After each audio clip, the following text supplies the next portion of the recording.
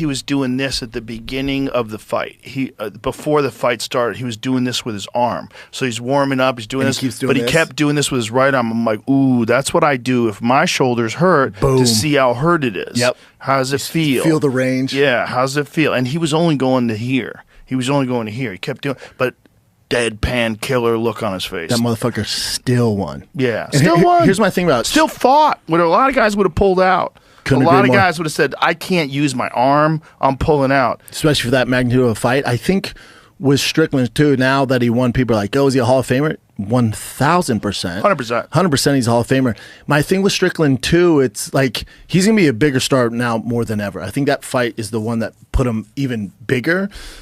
The thing about Strickland is he's the guy that's not supposed to be here. Like everyone, when we talk about, Chechens or Dagestans or wherever these war-torn countries are from, and they're like, this is the only way they made it out. Dude, Strickland grew up a poor white kid in America, disenfranchised. Dude had an abusive father. The odds are so against Strickland.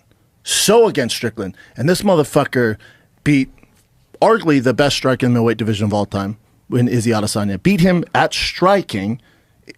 fucking striking in Australia, and then they give him arguably the best grappler of all time in the middleweight division, and he beats him.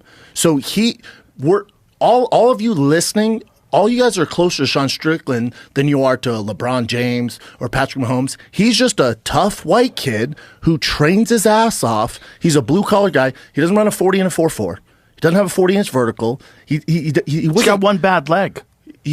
From a motorcycle accident. It almost ruined his whole career. Dude, I get chills talking about it. Dude, he's the guy, he's that blue-collar guy through hard fucking work, is a Hall of Famer, bona fide Hall of Famer, and beat two of the greatest middleweights of all time. And was in all his fights, he's an underdog. Fluffy, underdog. DDP, underdog. Granted, he lost, but I thought he won that first fight. Khamzat, massive underdog. Izzy, massive underdog. Second fight with DDP, he fucked his shoulder up too. Driving a dirt bike like a fucking psychopath. Crazy. Crashed his dirt bike, fucked his shoulder up, and they told him you had to fight.